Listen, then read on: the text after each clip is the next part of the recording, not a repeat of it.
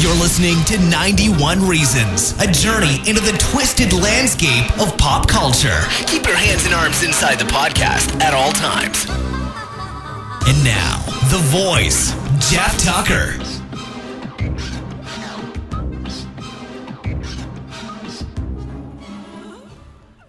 Hello, and welcome to the first episode of the Jeff Tucker podcast, or as it's called, 91 Reasons.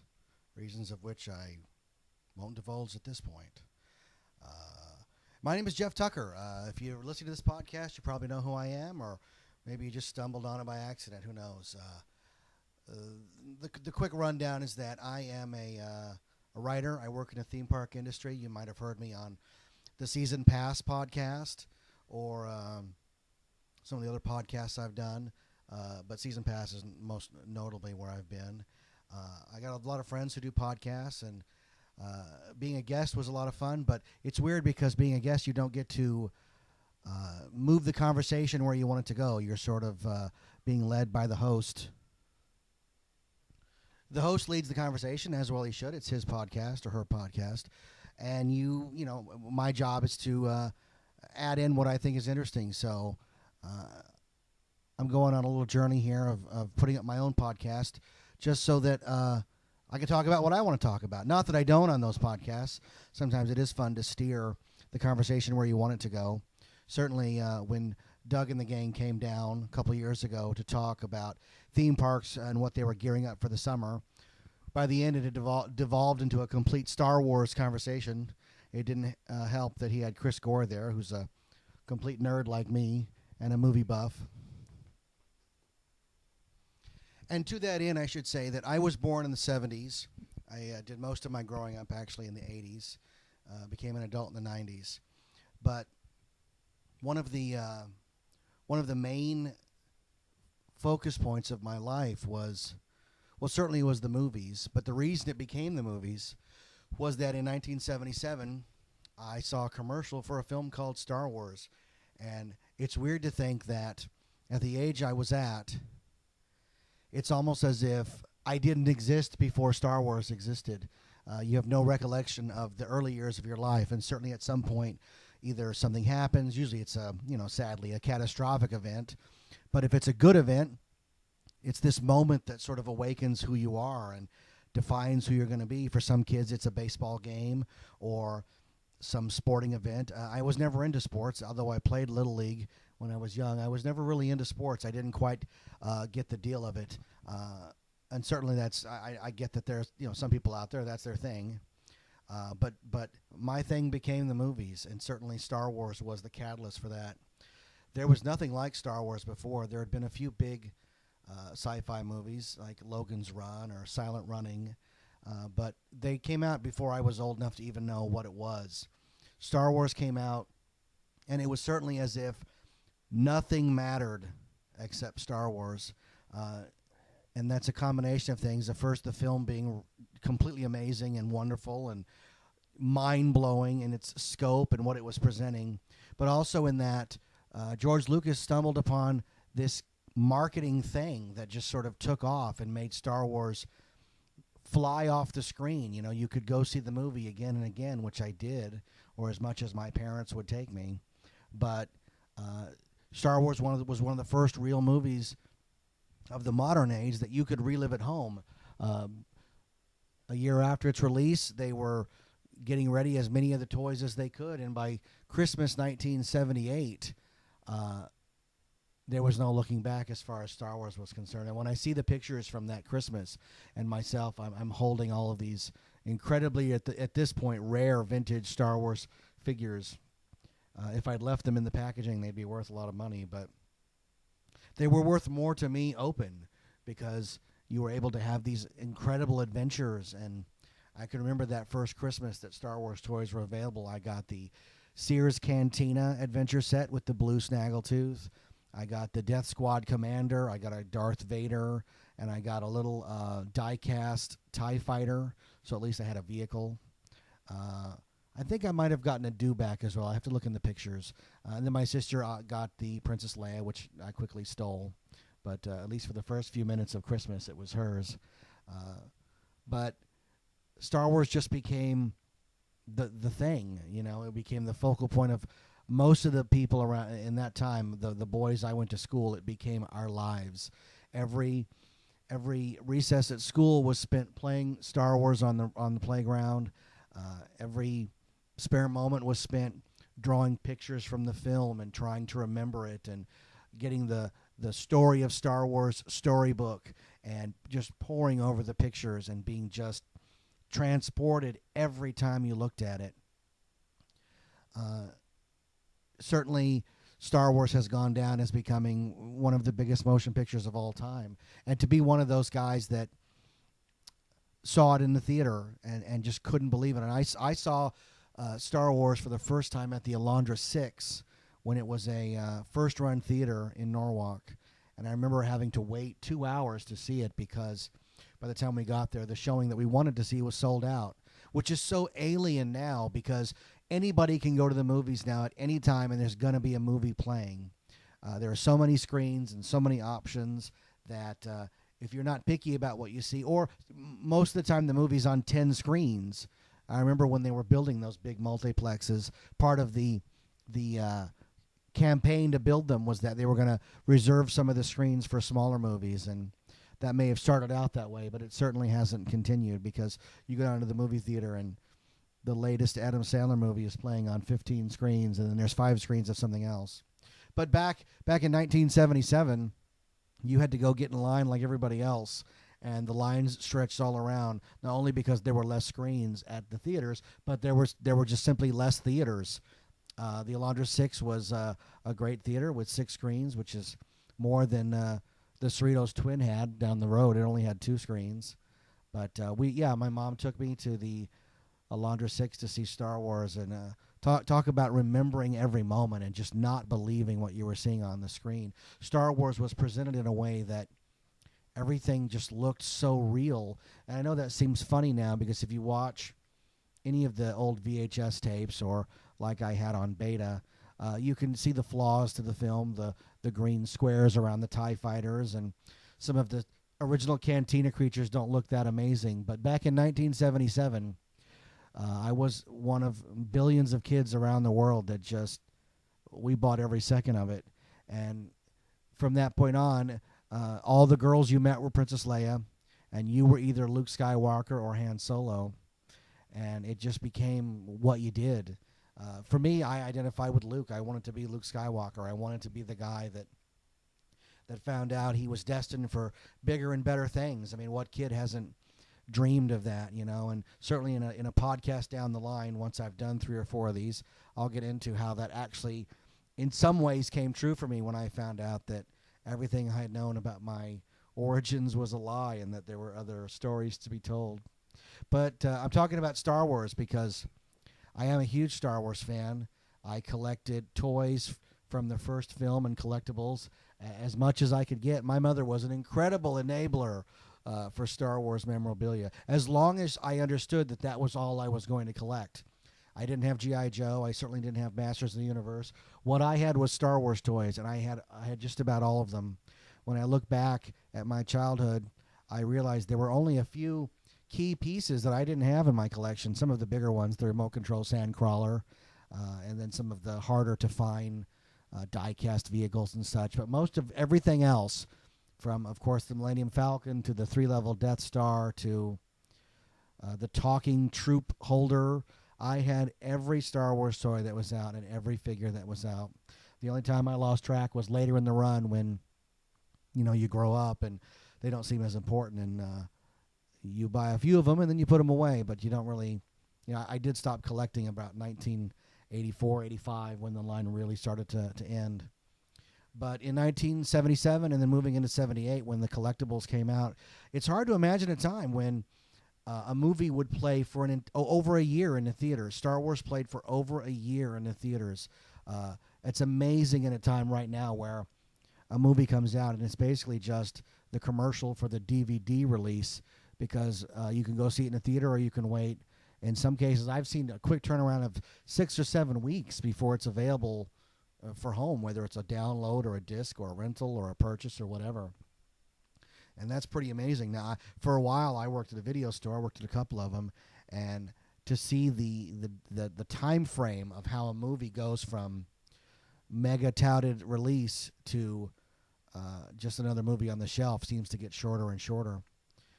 But Star Wars played for over a year in the theater, and there's a really cool poster they issued of a cake that they baked with action figures on top commemorating 1 year in the theater. And that's a pretty rare. I've never owned one of those. That's a very expensive. But I never got into posters. They're too easily damaged. But yeah, Star Wars played for over a year, and those of us who just loved it tried to go as many times as we could because it wouldn't come on video for, oh my gosh, 3 or 4 years later. And at the time that it was released, there was no home video. There were no video stores. You either saw the movie in the theater or you waited for it to come on TV. And when, you can believe when Star Wars came on TV in 1980, I think it was 82, 81 or 82, Star Wars was played for the first time on broadcast television on CBS. I was riveted because here it was for free. That was completely amazing. The first time it was free since the Star Wars Holiday Special, which I'll talk about in a minute. But Star Wars just became everything. And I've said that, but it really does bear repeating that I used to watch Fantasy Island with Ricardo Montalban and dream about it being a real place so that I could get on there and fly an X-Wing, because that was certainly my fantasy. I wanted to just walk into the screen and be a part of the movie and be a part of that universe. Star Wars was everything. Amazing. And then I remember in 1979, Star Wars was re-released to theaters for a short time, and of course I went because the rumor was that if you stayed after the credits, they would show a trailer for The Empire Strikes Back, or the next chapter in the Star Wars saga. And the idea that there was going to be a continuation of Star Wars was completely amazing. It was the talk of the schoolyard, trust me, that they were going to continue Star Wars.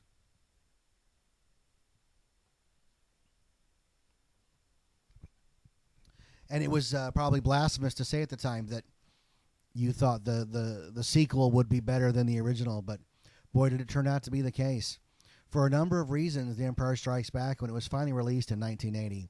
You know what, jumping back, seeing that first trailer for Empire Strikes Back was just, it left you walking out of the theater electrified. Wow, they've made a sequel to Star Wars, and it's coming out next summer. Oh, talk about an agonizing wait. The longest wait ever, except between summer 82 and 83 for Return of the Jedi. But yeah, The Empire Strikes Back came out in 1980. And along with that, all the toys, which was fantastic because this time Kenner, the company that made the toys, knew what they were doing. They were on the ball. And when the movie came out, the toys were ready to come out. And it was interesting to see that they had such a new flavor of the Ice Planet, Hoth and Bespin and all the different locales, along with the Stormtroopers and Darth Vader and all that. Of course, the Stormtroopers had morphed. Now there were Snow Troopers and AT drivers, which is interesting because if you ever looked at that design, it's a Stormtrooper wearing a helmet, basically. But The Empire Strikes Back came out, and I remember seeing it just, again, you're just blown away. And it's be silly to go into this podcast of what it meant for the last 15 minutes of that movie when Darth Vader revealed himself to be Luke Skywalker's father. There was no preparation for that. There was simply no preparation for that. And there was no preparation for a movie that ended with such despair, where it was the first movie I think I can remember seeing where the story wasn't resolved, that there were going to be loose ends, and it was like, we're going to have a third one. And that was pretty reasonably sane to assume there was going to be a third one, since the first two had done so well. But to have the bravado to end the movie on a cliffhanger and not resolve where Han Solo was going, or is Darth Vader Luke's father, and to just, Luke gets his hand cut off, there's the big battle, and then it just ends. Boba Fett is taking Han Solo away. And I do agree with Clerks that when Dante Hicks says that signified his life it's a series of downer endings. As you get older, you realize there's some truth to that, and then there's not some truth to that. Life is what you make it.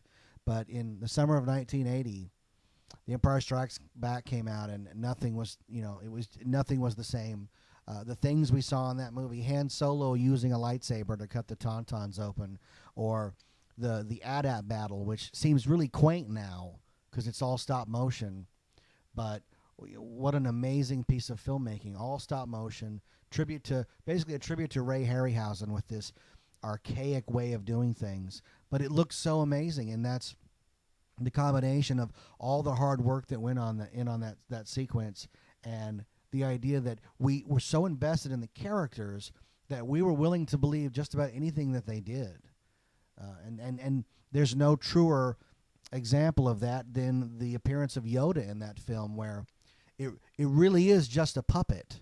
But because his personality is so strong, and because we believe in him so much, he becomes real to us. He becomes so real that years later, when they would finally bring Yoda back in The Phantom Menace, and with a new puppet designed to look younger, he looked ridiculous. He looked silly. He looked so bad that the minute Lucas was able to take that puppet out of the film, he did. And it was interesting that Yoda is supposed to be 800 years old, and yet in the time frame between Phantom Menace and New Hope, or Phantom Menace and Empire Strikes Back, which is, being generous, might be 25 years. 30 years, it would be 30 at the absolute most, but it's closer to 24 or 25, and I'm sure somebody out there knows the exact time frame. But the idea that he could grow to 800 years, but the last 25 would be so debilitating to him that he would morph from this goofy young Muppet-looking thing with cross-eyed to the stoic older character that we met in The Empire Strikes Back. See, that's where you have the problem, is where the technology doesn't meet the story, and that's why the audience is rejected. It's why there's uncomfortable laughter at a time when Yoda appears in Phantom Menace. It should be a pretty big moment. But The Empire Strikes Back came out, all the toys came out. That was the point when it became hard to keep up as a collector, because Kenner was ready, and they released so many toys for The Empire Strikes Back, and then so much peripheral stuff, the Burger King glasses and clothing and everything else they could think of, bubblegum container heads and the whole bit. And I tried to collect as much as I could, knowing that I had a single parent who worked really hard. My mother did really well keeping up on my Star Wars habit, so God bless her for that. But no, The Empire Strikes Back was great. We met Boba Fett and Lando Calrissian, and we learned about the origins of the Millennium Falcon. And that's what a good sequel does, is that it takes the characters that you know and love and layers on a backstory. And The Empire Strikes Back is so good at that, because in Star Wars, Luke is this optimistic farm boy who's looking to the future and is sort of knocked down into being a man. He is told through the forces of evil, either grow up or die. So he decides to grow up. And the Luke that we meet in The Empire Strikes Back is older and wiser, and he looks different because of the accident Mark Hamill had in between the two movies, and how they wrote it in as the Wampa attacking him, which is to explain why he looks so different. As a kid, I didn't even notice. It was only as an adult looking back that I was like, wow, the stark differences between Mark Hamill's look in 1 and 2 are on the screen, and they're on the screen so much that they came up with a reason to explain it away in the plot of the movie. I think that's one of the reasons that The Empire Strikes Back succeeds so well. Certainly that it benefits from an amazing script where the characters are put into situations it doesn't look like they can get out of. They manage to get out. It's all very exciting and very well done. And certainly done by George Lucas and Irvin Kershner, who were working outside of the studio system and were able to do pretty much whatever they wanted as long as the bank was going to pay for it. But the most important thing that The Empire Strikes Back does by building upon the Star Wars universe is that the characters have a natural progression in how they behave. Princess Leia is still the strong-willed heroine, but she's also a natural rebel leader. And when Han Solo, who is acting the way Han Solo should act at the beginning, he's leaving You know, the interesting part about The Empire Strikes Back is at the end of Star Wars, Han receives a medal. He didn't leave. He helped Luke blow the Death Star up. And you think, well, he's now a bona fide member of the Rebel Alliance. But at the beginning of The Empire Strikes Back, he's ready to leave. They've run into some bounty hunter that Jabba the Hutt has sent, and they're continuing that thread that was brought up in Star Wars. And the natural progression for Han's character is he's bugging out. He's leaving. It feels very natural, so that when the Rebel base is attacked and you realize that the Millennium Falcon is the last vessel out, that Leia's not going to be able to get on the Rebel transport. That is amazing writing that manages not only to keep Han and Leia the characters that they are, but get them together organically in a way that you see that they have no choice. That if the transport corridor had been open, Leia would have taken it and she would have gone with the Rebels and Han would have left. But Lawrence Kasdan, Lee Brackett, who worked on that script, came up with a really fantastic way of keeping the characters together so that we could have this grand adventure that really plays out very well. Because not only do Luke and R2 go off to Dagobah after the Hoth sequence, but then Han and Leia are taking off. They're being pursued by the Imperials. They can't rendezvous with the Rebel fleet because they're just being bombarded, and that gives them time to fall in love, because every indication after Star Wars was that Luke and Leia were going to get together. Even at the beginning, when Leia kisses Luke in the infirmary, they're headed towards a relationship. And I think I've read enough books to say that in the original version, Luke and Leia are not brother and sister. That kiss is a kiss of passion. Certainly it's been retconned to be something else. But when you watch the movie, she plants one on Luke. He puts his hands up. He's not grossed out. He doesn't have a Back to the Future moment where he says, it's like I'm kissing my brother. It's a kiss, and it's because the original script, they're not brother and sister. And I think I've not read the making of Empire. I've read the making of Star Wars.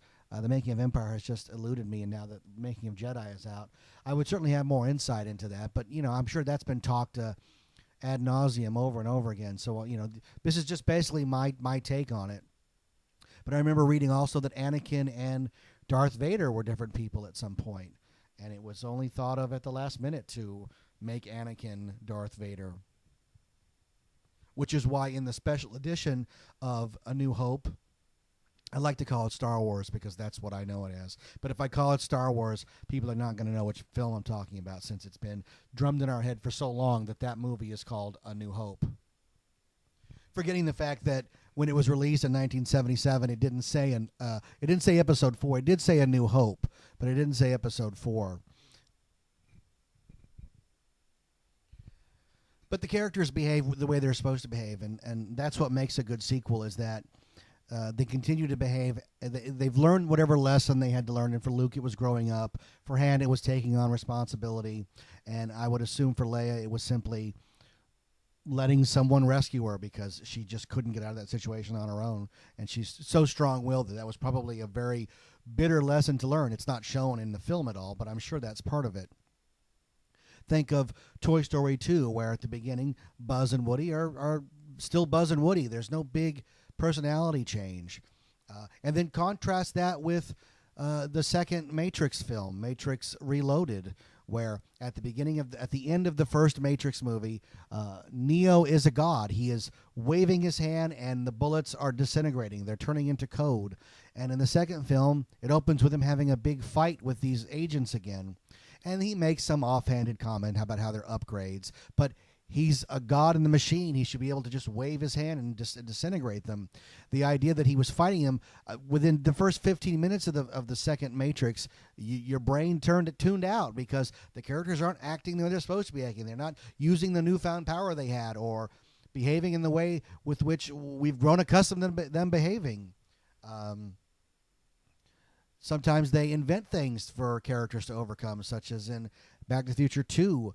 Suddenly Marty is stricken with this nobody calls him chicken weakness, which I don't mind. You've got to give the character something, and there's no instance in the first film of somebody calling Marty a chicken and him not reacting. So it's very organic, and it does set up 3 so well.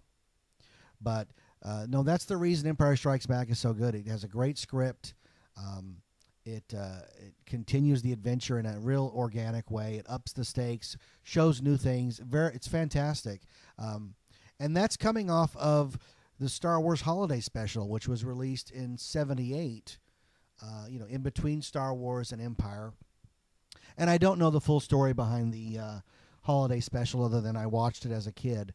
But I can assume that this was a way of somebody going to George Lucas and saying, look, we know you're working on a sequel. You've still got 2 years before it comes out, and you want people to remember this franchise of yours, right? So let us take it, because Lucas didn't have anything to do with the Holiday Special other than signing off on it. And I think it was one of the last of the original era times where the characters were allowed to appear in a situation that Lucas didn't have full control of. I'm not certain what his input was on on the Muppet Show or some of the other TV shows, the Donnie and Marie special they were on. But I know that for the TV show, he just sort of handed them over, and it's painfully apparent that the people he handed it over to have no idea what they're doing. The new characters behave, I guess, the way they're supposed to. I mean, it doesn't really matter. The Wookiee family is ridiculous. There are long stretches of no dialogue. The Star Wars Holiday Special is to call it a train wreck is insulting to train wrecks. It's a plane crashing into a train about to go off a cliff is what the Star Wars Holiday Special is. I watched it as a kid, and you don't remember it. If you watch it as a kid, all you got out of it was the Boba Fett cartoon. Every kid remembered the Boba Fett cartoon because it was so well done. It introduced this character that we knew was going to be somehow in the sequel. Like, this has got to be the greatest thing of all time, right? But in between that, boy, you had Harvey Korman and B. Arthur and Art Carney. Like, just saying those names in the same sentence as a Star Wars project sounds ludicrous. And that's not even doing justice to how ludicrously bad it is, where B. Arthur owns the cantina, and there they are in the cantina with all the characters from the movie. It is painful to watch. The Wookiees don't talk. They don't speak English. They watch these musical acts on their holographic TVs that go on for like 9 hours. It is saying it's bad is not good enough, if that makes sense. And I certainly wouldn't even advise you to go watch it as a frame of reference. Like, you're better off not seeing it. You can't unsee it. It is so awful. Mark Hamill is wearing enough mascara to be a supermodel in it. Carrie Fisher admitted at some point somewhere, I think, that she was completely on drugs the day she did it. And if you watch it like that, then that scene makes sense. Certainly when she sings the lyrics to the Star Wars theme song, I can't even believe that it exists. And I paid for it. I bought it at a comic book convention. I had to pay for that thing to be warped back in time and shown the awfulness of the past. What just a monster of a mess the Star Wars Holiday Special is. You could go on, you could watch it fresh and then do a diatribe longer than I think it's 2 hours that it goes on. It's just awful. Oh my God, it's so bad. But it did keep Star Wars alive. I don't know how much money it got George Lucas. I'm hoping it was enough to justify its existence. I know at some point Kenner was going to make a Wookiee family toy pack, and that would have been fun just to have, but not to reenact the scenes from the movie or the TV show, because, oh my God, no, you don't want to do that. Pretty much across the board, the original trilogy TV stuff is awful. I'll do a quick rundown. Like, if you do the Star Wars Holiday Special, it's awful. The Ewok Adventure, it was okay, except it shouldn't exist. It's a cheesy knockoff of Star Wars. It doesn't have any characters you care about in it. The Ewoks are the Ewoks. You don't really care about them. And then the Ewoks, the Battle for Endor. It's bad, and it's bad in a whole other way, because the Ewoks speak English in it, and they talk. Like at some point, somebody sat down and taught the Ewoks English so that the audience at home could understand what they're saying. I don't know. Maybe they should have just done a Red October's, have him speaking Ewokese, zoom in on his lips and have him speak English, and then zoom out. And then, like, fine, we get it. The humans are speaking English, the Ewoks are speaking Ewokese, and somehow they've learned to understand each other. Instead, no, Wicket speaks English. And then in between in there was the cartoon series Droids and the cartoon series Ewoks. Sadly, both forgettable, except for their incredibly rare toy line. But no, most of the original trilogy TV stuff is nothing you'd want to watch. Most of it's available on DVD, or at least parts of it. I know the cartoons are not available in their entirety, but really, do you need that? Do you want to buy that? Is there a big audience? I mean, it's funny, like, Lucas is always accused of holding this stuff back for the fans, but isn't he doing you a favor? Isn't he saying to you, I don't want you to spend $30 on this Ewoks cartoon box set so that you can watch it and then take the discs out and fling them across the room? These are bad. These are so bad. They're boring. They don't add anything to the Star Wars universe. They're just side stories. They're better off left, unreleased. Take what you can get with them. I know at one point I had them as part of, like, just a collection. They were just collector's pieces. But that's not really fair to collect something and not watch it. The better original trilogy TV stuff was the various makings of shows that they did. And I know as a kid, to me, those were far more interesting than the storyline stuff, or, I'm doing quotation marks in the air, the storyline stuff of that crap. But no, the making of stuff was great. I remember taping From Star Wars to Jedi, the making of a saga. It's narrated by Mark Hamill. It tells you all kinds of insider stuff and shows footage you've never seen, behind the scenes. At one point, they use Salacious Crumb to narrate. He's doing a little puppet show. As a kid growing up, as soon as I realized I didn't want to be an astronaut, because space is not as exciting as it is in Star Wars. My real dream when I was growing up was I wanted to do special effects work in the movies. I wanted to build models. I wanted to light them, blow them up, photograph them, the whole bit. I was obsessed with it. I did kit bashing, where you take a bunch of models and you combine them to make some new model, some new spaceship that's never seen before. I was obsessed with all that.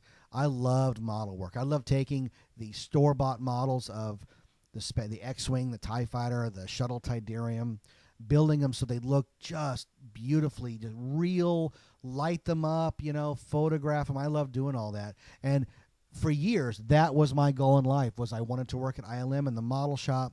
I wanted to do special effects. Life intercedes, and you take different paths.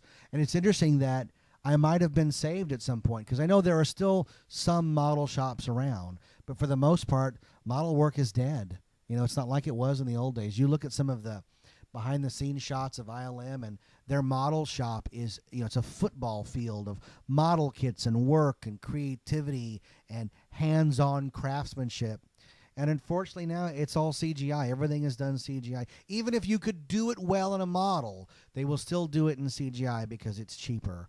And that's really sad. Like, a whole art form has gone away. And I know there are still model guys around, I know that Jurassic Park, for all of its bravado in trumpeting the arrival of CGI creatures that were believable on screen, Stan Winston and his team did most of the work on that. The raptors, the big T-Rex, the Triceratops that's laying on the ground, those are all practical.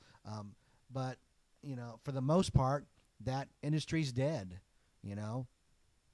Hooking models up to, at the time it was blue screens. It was funny at some point it became green screens, but growing up it was always shot against a blue screen. Everything was shot against a blue screen. The blue was keyed out and then the background plates put in. But I loved all of that. I watched all of those making of shows. I devoured them. I taped them and I watched them over and over again. It was as if it was the same thing that I did with Magic Acts as a kid. As soon as I got a VCR, and we got our first Betamax in about 1980. I want to say late 82, early 83, we got our first Betamax.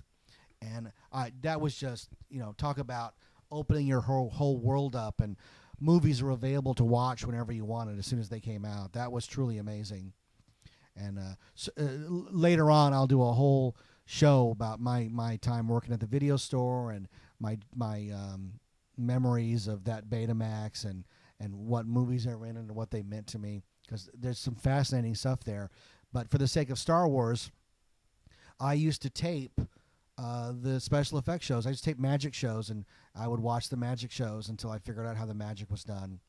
And the same way with the special effects. I mean, they're telling you how it's done, but I would really study it. I would see, like, how are they lighting that model? How is it on the pylon? When they invented go motion, when they would pull the camera back and it would look as if the speeder bike was zooming off into the distance.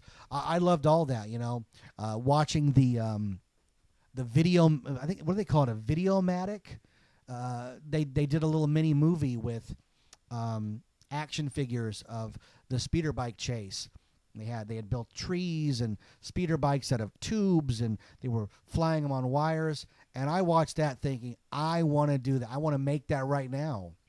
Unfortunately, video cameras were far too expensive when I was a kid, and I didn't have access to a video camera till probably 1987 or 88. My friend Toby got a video camera, and then we taped all day.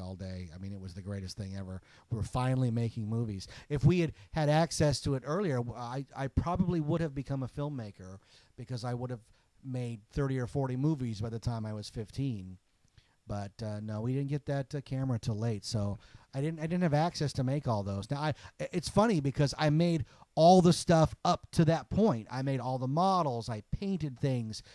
If a toy wasn't available, I substituted something else so that it looked similar, and had all the stuff ready to make this movie that, this unseen Star Wars movie that never saw the light of day. But those are the only TV shows worth watching in the Star Wars universe. Then in 1982, of course, they followed form, and they re-released The Empire Strikes Back in a double feature. It was a double feature with Raiders of the Lost Ark. Talk about a double bill, man. You got to see Raiders of the Lost Ark and The Empire Strikes Back to back, and then if you stayed past the credits of The Empire Strikes Back, you got to see the trailer for Return of the Jedi. This was the greatest movie day of all time, I'm telling you. Raiders was amazing, even more amazing because I was naive and I thought it was about Noah's Ark. No, I didn't know what the Ark of the Covenant was, but I'll do a Raiders show down the road, an Indiana Jones show. But Empire Strikes Back rolled, and then if you stayed past the credits, and those of us in the know were like, everybody sit down, hang on, it's coming. And then there's the trailer for this amazing movie, Revenge of the Jedi.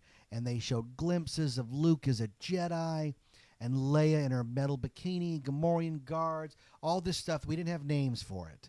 It just was so amazing. Like, the re-release was 2 years later, so we had spent 2 years agonizing over the fate of Han Solo, over is Darth Vader is Luke's father. What are, all these things were just, for a kid, it was the most important thing of all time.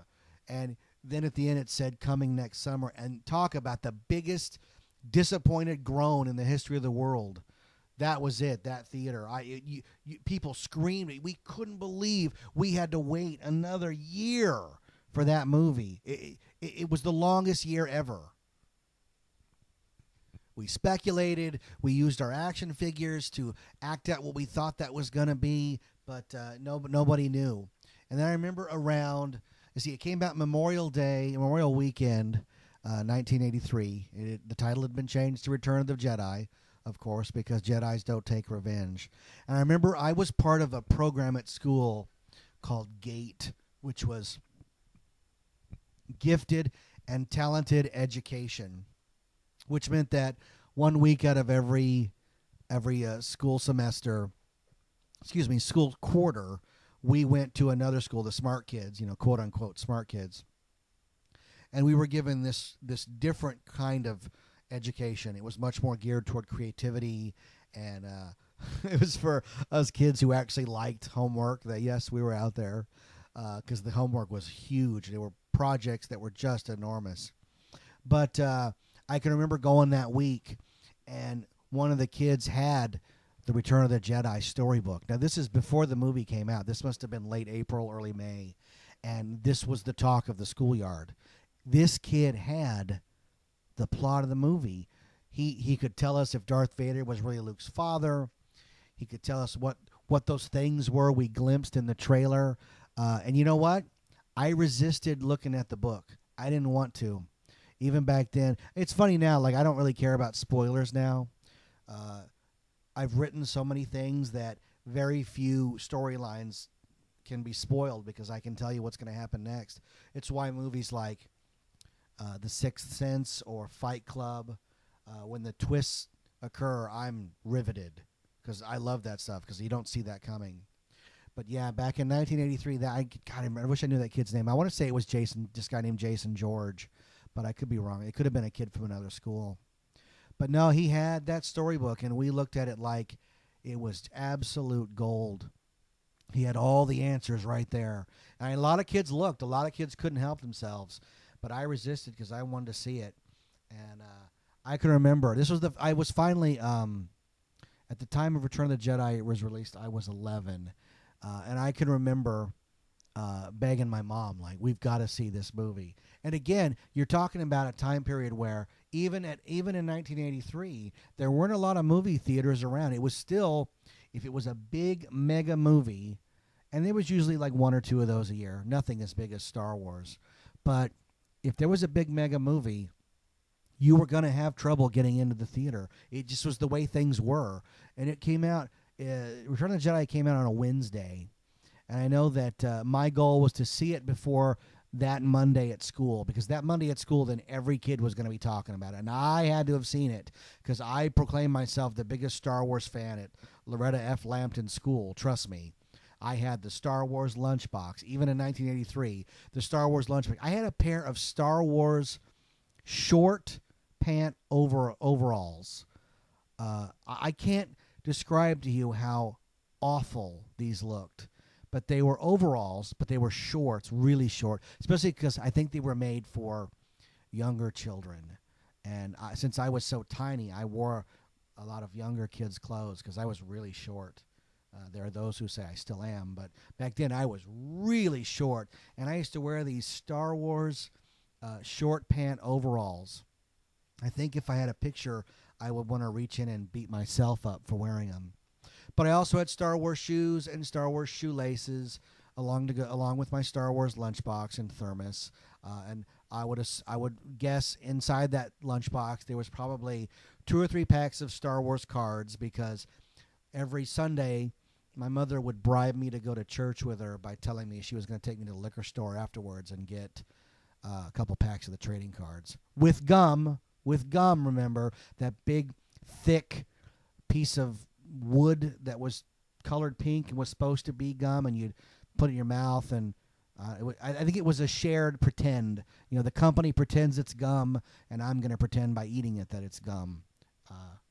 But yeah, no, I had cards and all that. I used to take all that stuff to school. I used to smuggle Star Wars figures to school, even though you weren't supposed to. But I couldn't be without my Star Wars figures, my Luke Skywalker. I remember I think it was about a month before the movie came out, we were in Bellflower, and there was a little toy shop called Bob's Toys. And I remember walking in there and just being floored because they had a display of Return of the Jedi action figures. It was the first time I'd seen them. And the trouble is when you see a display like that without having seen the movie is that you don't know what the characters are, what they do, what their role is. I bought Squidhead because he looked good. He had a gun and he had a cape and a skirt. He had a lot of stuff, and that was important. I remember it was between him and Admiral Akbar. I only wanted Akbar because Akbar was a mail away, and that was always cool because you could get him in the mail or you could wait and get him in the store. It's funny because Akbar has a much bigger role in the movie, but to me, at the time, Squidhead was much cooler. You know, it reminds me of the time of back years prior when the first time they did that was the Boba Fett mail away. And, you know, it's been talked about for years that It was supposed to shoot his rocket, and then when you finally got it in the mail, which I did, it didn't shoot his rocket. They had glued it in place. And every kid knew some kid who got one before the recall and was even now firing that missile in their living room. And we were so jealous. We just knew some of these kids had these rocket Fetts, and we didn't have one. We played with our Boba Fetts till the joints were loose, and that's, if you've got Star Wars figures, that's how you test if they're good or not. Hold them by the torso, wiggle them back and forth. If the joints don't move, it's a good one. If the joints wiggle back and forth, you got to get something else. But yeah, that Boba Fett was the coolest, especially getting it in the mail. Back in the late 70s and the early 80s, getting stuff in the mail was cool. I mean, it still is, but there were so many options now for kids to get stuff in the mail. Back then, there was not a lot of ways to get something in the mail, and sending in your 5 proofs of purchases to get that figure was a big deal. And I know that they did Boba Fett, and then for Empire, for the later release, they did 4LOM, they did Bosk, and those were just cool ways of keeping the line going. For Return of the Jedi, they did Akbar, and he was actually promoted as being Revenge of the Jedi, so they had to change that too. But then they did the Emperor, and I'm not sure if there were any other Jedi ones. By then the line was sort of trailing off. I know that later on they did Anakin, which I still have my Anakin in the box, in the bag, unused, because at the time he came out, I was sort of on the end of my Star Wars journey and looking, to put these things away for other stuff. So I didn't really open it. Plus, even if you had opened it, it's a figure of an old man. And not only is he an old man, but in the context of the movie, he's dead. It's a dead old man figure for 5 proofs of purchases. Kenner is proud to present the dead old man Anakin for 5 proofs of purchases. I'm not sure where they thought they were going to go with this, because on the packaging for the European release, he sort of has a glow on him.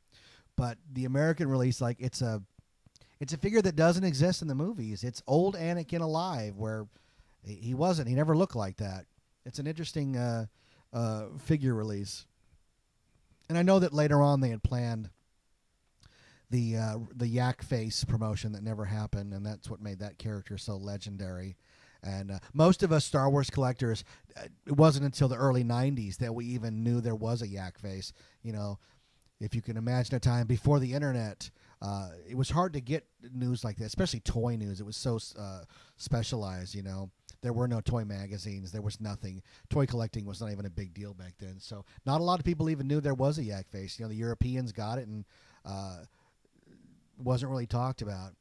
I think the first time I had heard about a Yak Face was in '87 at the Star Wars 10th year anniversary convention. But no, back in '83, he's hardly even in the movie. He's one of those characters that, unless he's pointed out to you, you probably won't even see him.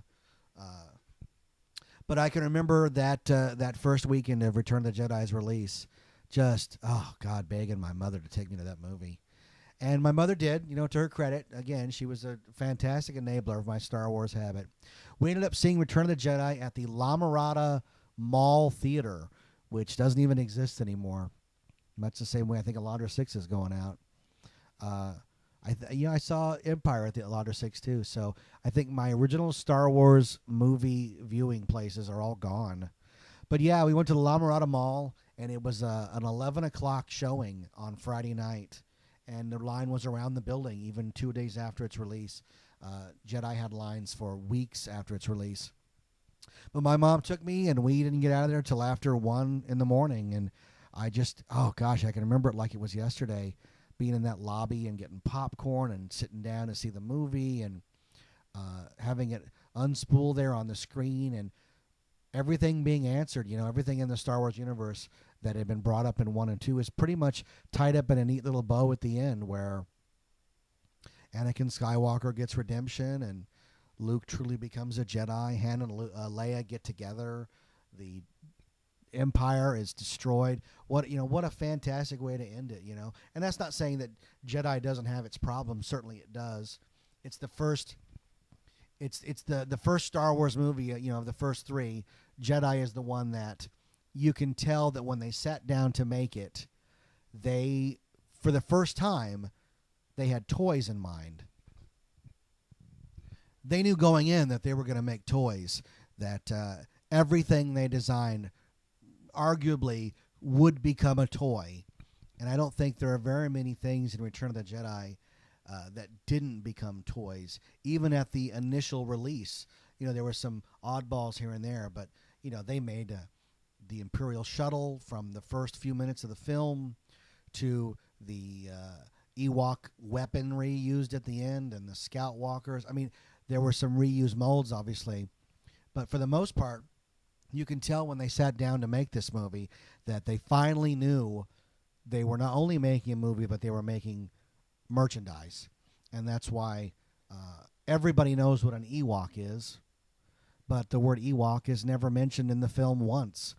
They never refer to anybody as an Ewok. They don't call them the Ewoks. 3PO doesn't say, "These are my friends, the Ewoks." The word Ewok is never uttered in the film. It's only on the toys and the marketing. That's truly amazing that the word Ewok is so in our culture, and yet it has never appeared or never been uttered in a Star Wars movie. They don't mention the prequels, obviously, and they don't mention it in Return of the Jedi. So I think that's interesting, and certainly goes a lot to say towards the idea that they knew they were making all these toys for this movie, so why not go for it? But, Return of the Jedi is great because it's interesting in that it does have tasks that it has to do. Star Wars sets up the premise and then blows up the Death Star. Empire sets up all these premises, but they don't have to resolve any of them. The thing with Return of the Jedi is that the minute it opens on screen, you know that there are questions that it has to answer before it ends.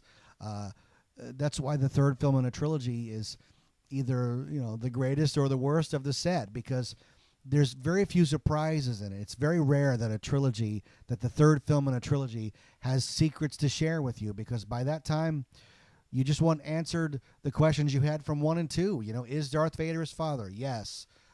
Is Luke a Jedi? He will be after he faces Darth Vader, and then Yoda dies. It's very, very sad. I would say the first hour and a half, but the first hour is fantastic, The whole Jabba's palace sequence is great because Luke is returned home to Tatooine as a Jedi to face against Jabba the Hutt. Now, we're not certain if Luke ever had any dealings with Jabba when he lived on Tatooine, but it doesn't really matter because we know he's a bad guy. He's been mentioned since the first one, and we finally get to see him. He doesn't disappoint. It's interesting that in movies now where CGI reigns supreme, Jabba the Hutt is a big puppet, and we believe it. We believe that he's real. There's no question that that's a living, breathing slug on that throne, and the characters are in the scene with him. There's no wonky matte lines around him because he exists in the scene, and we buy it. You compare that to the Rancor scene in the same sequence where it's obvious the Rancor is not in the scene with anybody. There are big black matte lines around him. It is an homage to King Kong when he lifts Luke up, and you can tell it's a big dopey fake hand. But it's still good. It still is a good action sequence, and sets up the much bigger one at the Sarlacc pit.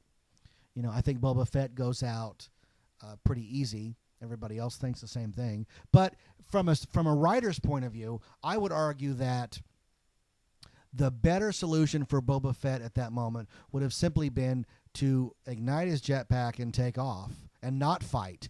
He has no stake in this. He really shouldn't care if Luke and Han either end up free or in the Sarlacc pit. He's been paid by Jabba the Hutt. So we assume he has. He's been paid for delivering Han. His deal is over. He's just there partying with them for a while. So I think that when the battle starts on the Sarlacc pit, the better solution would be to have Boba Fett turn and just fly away. Because if he stays and he's part of the fight, he ends up killing everybody. Because he can fly up, he has the vantage point, as Obi-Wan says cryptically in Revenge of the Sith, "I have the higher ground," whatever the hell that means. But Boba Fett has much more maneuverability. He's not shackled to either the sail barge or the skiff. He can fly wherever. So I think they took him out as quickly as they had to in the context of what the story needed. But I think for Boba Fett's story, if you wanted to continue it, but there's no indication that at the time Lucas was planning any other movies. I know he had given interviews where he had talked about all these other films in the series, but at the time you could tell this guy's wrapping it up. He's going to move on to bigger and better things like Labyrinth and Howard the Duck, and I'm making fun, but I actually do enjoy Labyrinth, not so much Howard the Duck. But we'll talk about that in another podcast. But Jedi's great. The first sequence is fantastic. They have to rescue Han. That's just mechanics of the script they have to do because that's what is set up in The Empire Strikes Back. And either Han Solo has to die or he has to be rescued. And I know that Harrison Ford was going through some contract negotiations, so I think I have not read the making, but I think they were fully prepared to let him die. I know that Lucas wouldn't have preferred that. He doesn't like killing off the characters. He likes keeping them alive. He likes taking their limbs off. He's and when they do die, he's very into beheadings. He has his things, but the first sequence there is great. Up until the Falcon and the X-wing take off to once again split the story up between two different things, and that's Luke going to Dagobah to finish his training or think to finish his training. He's told quite quickly that he doesn't need any more physical training. All he needs is to face Vader, and that's pretty much Joseph Campbell's power of myth, in that no young boy can become a man until he's become his father or faced his father. So this is just storytelling 101. I read the Joseph Campbell book, and it's amazing how close that Star Wars adheres to that. And I think for Lucas's part, that was on purpose, or certainly the story part, because I'm not sure if he wrote the script to Jedi. He probably did not. But I know he hired Richard Marquand to direct it. And I think basically he hired Marquand because he wanted somebody to boss around. That happens quite a bit on big movies where the producer, who really doesn't have time to direct it but wants to make sure that the movie is his vision, will hire a director that he can boss around. That's what Joel Silver did to Michael Lehman on Hudson Hawk, which is a terrible movie regardless. Sorry, Trent. But Richard Marquand was hired, and who knows? Not a lot is known about Marquand as far as I've not read the Making of Jedi book, but I know that Marquand did his best. David Lynch was offered the film to direct. I think even Spielberg might have been offered the chance to direct it, but Spielberg doesn't want to deal, with a universe that's not his. So Marquand steps in to direct it, and he's bullied by Lucas into putting in all this stuff that can be toys and merchandise and Halloween costumes and such. And it's right around when the shuttle Tydirium is approaching Endor that the movie slowly starts to fall apart story-wise, because we've had so much good up until this point. There's no way it could sustain it, Again, the trilogy curse is that the third film is there to mop up what the first two didn't, and there are so many questions left to answer that the rebels take the shuttle to Endor. They don't know they're being led into a trap, but what the Empire hasn't factored in is that the natives are going to rise up and blah, blah, blah. And the trouble with the finale of Jedi is that they have those questions they have to answer, and the way they do it is a simple rehash of the other two movies. Star Wars ends with an assault on the Death Star. Empire ends with a lightsaber battle between Luke and Darth. So, of course, Return of the Jedi ends with an assault on the second Death Star and a lightsaber battle between Luke and Darth. It's basically the two finales from the prior two films melded into one and then intercut so that we get less of each. And from watching the making of, which you know that I did over and over, there's a moment in the battle where Luke is hiding under the stairs, and in the script it says Darth Vader says something to upset Luke, and Luke then fights him to the end and cuts his hand off.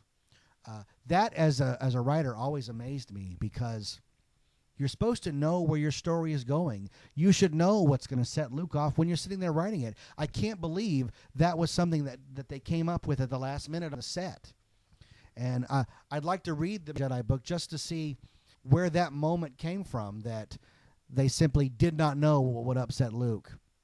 So that's when it was decided to have Vader discover that Leia was Luke's sister, and say that if Luke didn't join him, he'd get Leia to join him, which we know would not have worked, because Leia was even more strong-willed than Luke. But you get basically, a rehash of both other films in the finale, and the Death Star gets blown up, and Darth Vader throws the Emperor down a mine shaft, which looks absolutely ridiculous, that static body floating down. I don't think I can recall any movie where somebody falling from a great distance using a puppet or some sort of trickery, and not simply throwing somebody off a building, has ever really worked. It looks great in Die Hard, because I think that's really a guy falling off a building. But compare that to the one in RoboCop where Ronnie Cox gets thrown out of the building. I mean, that looks ridiculous. It looks like a cartoon. It looks like a celebrity death match, a stop motion puppet. That's a really hard effect to convincingly do. I know that in Temple of Doom, they animated life-size mannequins and threw them over. Like, okay, that's the way to do it if you're not going to do a real person. But anytime they've used a miniature, and I don't know what that thing is at the end of Jedi that gets thrown down the shaft, but it's certainly not anything real, because I don't think he moves as he falls down. I think it's a static, almost paper cutout, and it's definitely not as satisfying as maybe throwing Ian McDiarmid down a mine shaft for real and just filming it. And I don't want the guy to get hurt, but certainly you want it to look real. So then, Darth Vader's helmet is taken off. And I know that the original director, or was it, I think it might have been Lawrence Kasdan, who said, no, you know what? It was Irvin Kershner, the director of Empire. Because, there's that scene in The Empire Strikes Back where what's his name? It's not Mahdi. Mahdi's the guy that gets choked. Where Piet comes in and is just in time to see Vader's helmet get lowered on, and we see the back of his head, which as at time was so tantalizing. Like, there's somebody in there, we don't know what he looks like, we want to see it, it's probably very cool. So then in Jedi, when he takes his helmet off, it's almost a letdown. Like, I don't know, is that what he was supposed to look like? Like a big Humpty Dumpty, alabaster skin, white, very white guy? And I know that Kershner said he wouldn't have shown his face. He would have shown him from the back again and just let you see Luke's reaction. Because, whatever you don't show, whatever you let the audience imagine, is always better than what you can show. Very rarely does that equal out, That scene in Beetlejuice when they ask him, can you be scary? And they show him from the back and all that stuff pops out of his head. Much more effective than anything they could have shown from the front end. So, they revealed Darth Vader, and he's dead, and tell your sister you were right about me. It's okay. And then Luke drags the body and flies the shuttle out. And then the movie races to its end, of course, with the Death Star finally gets blown up. And I know that originally Lando and the Falcon weren't supposed to make it out, but again, Lucas doesn't like to kill his characters. He likes to cut their hand off, or if he is going to kill them, he will behead them. You can put that on a T-shirt. I got beheaded, and all I got was this lousy T-shirt from George Lucas. But then we get this weird sequence of the funeral scene, and Darth Vader's body is burnt and sent to the heavens. And I know that the point of it all is that Darth Vader has seen the error of his ways. He's thrown the Emperor down the shaft, and he has repented. He has got redemption. But what does that mean exactly? Are there people beyond redemption? Does Darth Vader deserve redemption at the end of Return of the Jedi? I'm inclined to say no. As a kid, you see the world in black and white, good and evil. And as an adult, you do start to see the shades of gray. But there are some crimes that are unforgivable. And we're talking about Darth Vader. Darth Vader was a guy who stood by and ably assisted in genocide. He didn't kill a few people. He helped kill a planet of people. Billions of voices cried out in terror and were suddenly silenced. And then he says, I'm sorry. And he goes to heaven. You know, what a commercial for Christianity that is. That there's no crime you could commit that wouldn't allow you redemption as long as you ask for it. You know, that's a noble concept. And I want to believe that. But as a father, as a husband, there are crimes that I don't know if I could forgive. My father was murdered. I'll talk about that in another podcast. My father was murdered, and I don't have forgiveness for the guy that did it, even if he asked for it. You know, and the worst crime, I mean, even worse than the end of Return of the Jedi of seeing Obi-Wan and Anakin together with Yoda in the spirit world at some sort of otherworld disco they're at. Even worse than that is the ridiculous special edition, which, you know, I'm over an hour on this podcast. I didn't even get to either the Star Wars special edition or the prequels, so I guess more episodes are in order. But in the special edition, you know, not the special edition, I take that back because that was before in the DVD Blu-ray release of the Star Wars 6-episode story, Sebastian Shaw, who played Anakin Skywalker, is replaced with young Anakin. Young Anakin. So what are we saying there? You know, Hayden Christensen shows up and he's redeemed. So let's see if I get this straight. And, you know, those who know me have heard this diatribe before. But if you lead a life of awfulness, of evil, but you ask for forgiveness at the very end, your prize, your gift from the heavens is that you get to live out eternity as a good-looking young man? What kind of fairness is that? Obi-Wan Kenobi led a noble life his entire life. Even when he was given the opportunity to do evil or stuff that we don't even think is evil, he could have killed Anakin at the battle of I want to say Mufasa, but that's not true. Mustafar. You know, when they're battling at Mustafar, he can kill Anakin. He's dead. He's for all rights and purposes, he is going to die.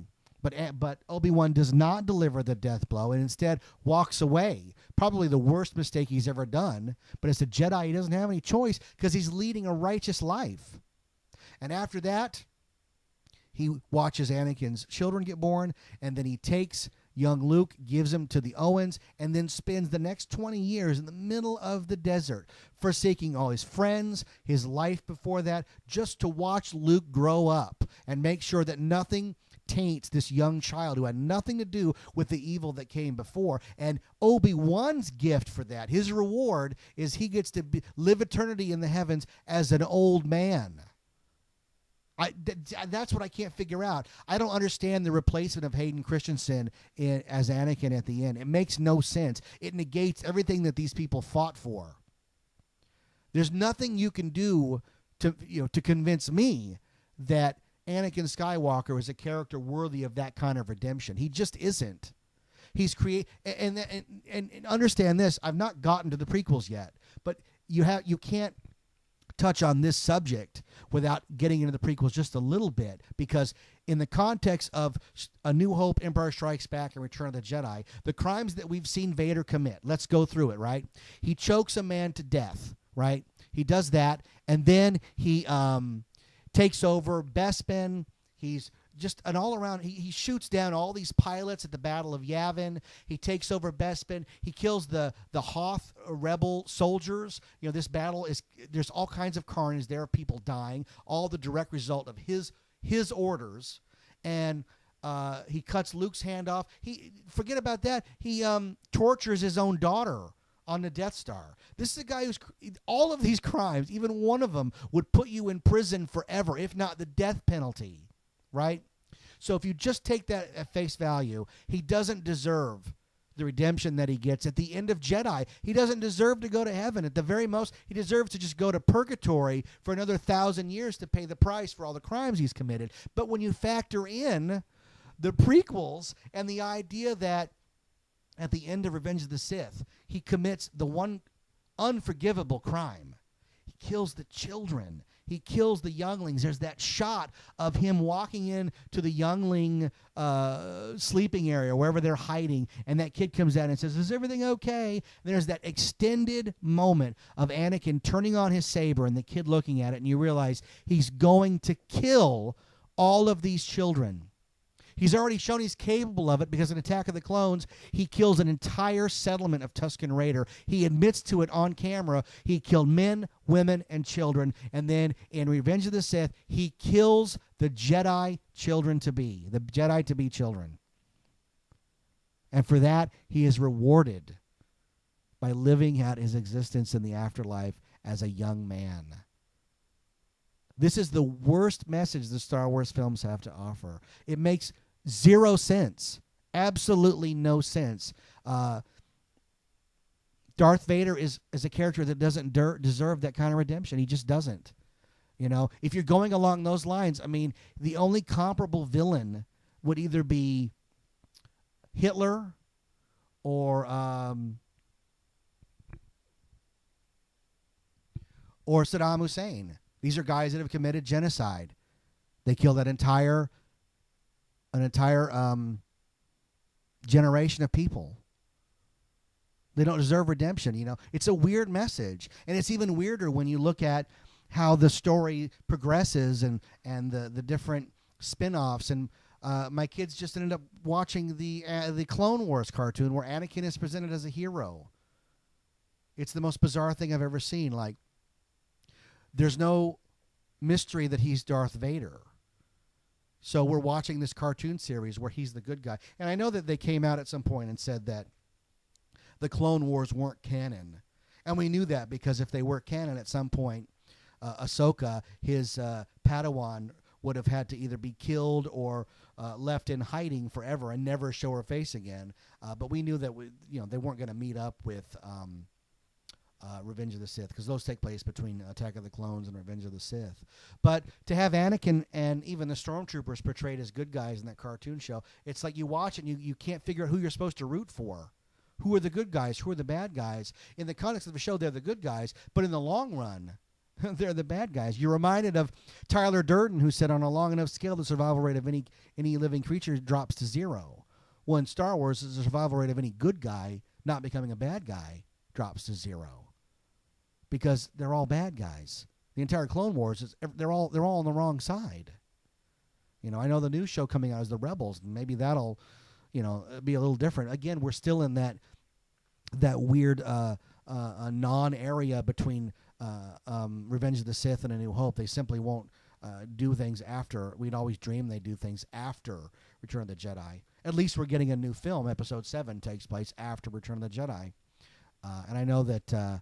They had already said they weren't going to use any of the Heir to the Empire novels, which I thought would have been a perfect choice to make for the movies. But I get that they want to make their own movies their own way. I understand that. But Timothy Zahn's books are the only after Return of the Jedi novels that really captured the flavor of the Star Wars universe. Ken Kennedy's Dark Empire was just as good. But Return of the Jedi came out in '83. And it closed a chapter. It really did. I went from a young child to a teenager by the time all was said and done. I was almost 12, almost 13. I kept the Star Wars flame going after that. I collected the toys as long as I could before I really just grew up. I remember the last few Star Wars items I bought. I went into a KB Toys. They don't exist anymore. That's a bummer. But KB Toys in the Cerritos Mall, and I picked up a Droids A-Wing. I think I paid $2 for it, which is interesting because I ended up selling it years later for about $500. When I found out they were going to re-release the A-Wing, there didn't see any point in keeping the vintage one because they were just going to re-release it and drop the value. But yeah, I remember buying the A-Wing and then a few of the Power of the Force figures at Toys R Us. The Luke as a Stormtrooper. It was weird. You have to understand that the Star Wars toys, when they came out, they represented the film that they were being released in conjunction with. For Empire, There were mostly Empire toys. You could occasionally find a Star Wars figure on an Empire card, but they weren't very common. They wanted you to buy the new ones, and then they mixed in some of the old ones. And Jedi was the same way. Some of the Empire figures, such as Hoth Leia or Rebel Hoth Soldier, I mean, those are hard to find on Jedi cards because they're just so weird. Because you're supposed to be, you should have got those years ago, pal. It's too late. Buy a Jedi figure. And so when the Power of the Force line came out, and suddenly there was a Luke as a stormtrooper, I couldn't believe it. Here was a figure, came out in either late 84, 85, paying homage to a character from 1977. That was pretty cool. You know, the Luke as a stormtrooper figure is still one of the coolest Star Wars figures that ever came out. The other one being Han Carbonite, but I never saw a Han Carbonite in the store. I was very into figures that came with stuff. You know, big accessories. And if I'd seen a Han Carbonite, I would have bought it right away. But no, I ended up getting A-Wing Pilot, Imperial Gunner, Luke as a Stormtrooper, Luke in Battle Poncho, Lando as a General. And then the real gem of that line was Man, just because he was so bizarre. And I remember using him in playing figures that he would always be the Snake Man from Dreamscape. I thought that was pretty cool. I used to like to take the Star Wars figures and you know, do something to them that made them other characters. If you take Hammerhead and turn him around, turn his head backwards, he kind of looks like the alien from Alien. So that's what I made him. That was a lot of fun. You know, Star Wars figures were my thing, man.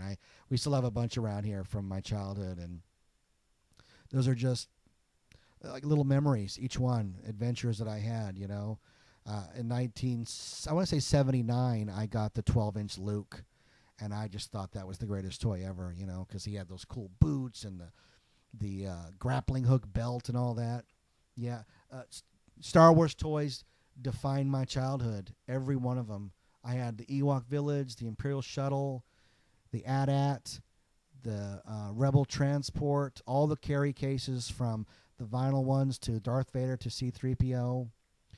This will make all you collectors sad. I remember going to my first Sci-Fi Con in 1984, which was the World Con in Anaheim, and seeing a C-3PO case filled with one of every figure, including Power of the Force, and I think it was like $80, and a guy couldn't give them away. He couldn't sell them. You know, I think back to that, and you just want to weep. Like, you give anything to pay that much for a Star Wars collection. And I'm going to do another podcast about conventions. But the Worldcon bears mentioning in this one because the Worldcon in 1984 was the first time that all three Star Wars films were shown together. And, oh, did I beg my mom to take me. And to her credit, that woman dragged me down to Anaheim to this giant mega convention, first one I'd ever been to. And that night, the line to see the Star Wars movies wrapped around the building. And my mother, oh my gosh, my mother cut the line for me. She managed to cut the line so that we could see those movies. I couldn't have been more grateful. They started around midnight, and they ended around 6 a.m., and just the most fun you'd ever had in the theater. We had cool seats. We had popcorn. All three movies. Everybody in the theater was dressed up in costume. Just the perfect way to cap off a childhood growing up, you know, in Star Wars. And that's what it was.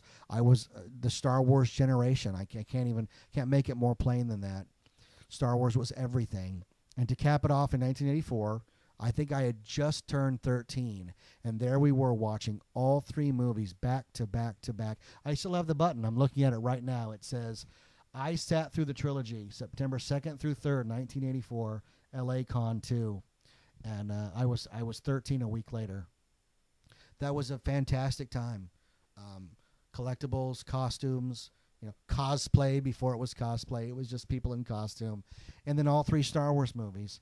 And then after that, Star Wars sort of faded away.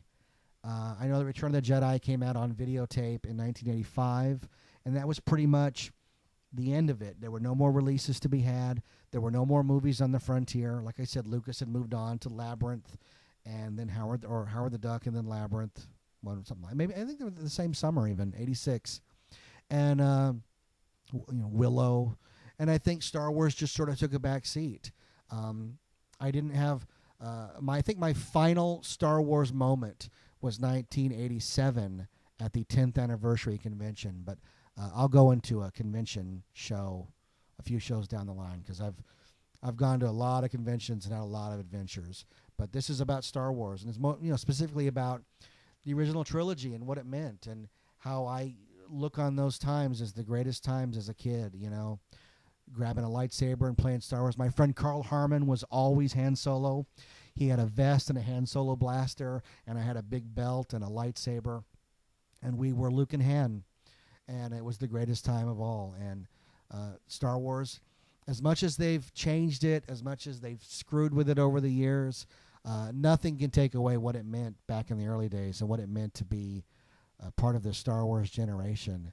And I hope you feel that way too, I hope that you have your own Star Wars memories, even if it wasn't back in the original time.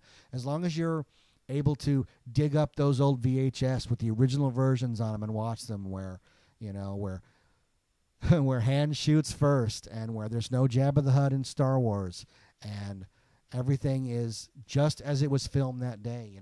That's the Star Wars I remember. I don't buy into those special editions, those visions. It was fun seeing them on the big screen, I'll give you that, but not after they had changed so much. It was, it's like those special editions are like an old friend, from high school, and you go see him again and they got fat. Not that Star Wars got fat, but certainly it changed for the worst. Sorry to do that to you.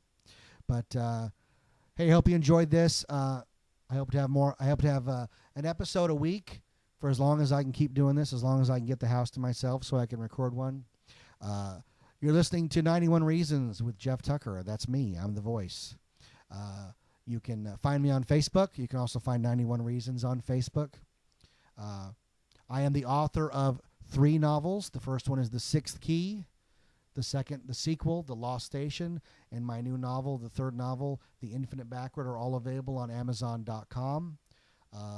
I work in the theme park industry, so I can be found all out and about. I'd love to sign your book if you buy one. I would be very honored for that. I go to a lot of conventions, so hopefully I'll see you there. I try to go to Comic-Con every year. So I'm a big geek. As you couldn't tell, I just talked about Star Wars for nearly an hour and a half. And I only touched on the first 3 movies. So, yeah, I'm a big nerd. You can also see me in my most infamous appearance on the Star Wars Trivial Pursuit DVD edition, asking a question, because, yes, it's true. I am such a Star Wars nerd. My son is named Luke Skywalker Tucker. That's his legal name. My other son is named Austin Indiana Tucker. So I'm keeping the Star Wars Lucasfilm in the family. That's my claim to fame. I even said that on an episode of Greed. I announced myself as the only man in America who can truly say, Luke, I am your father.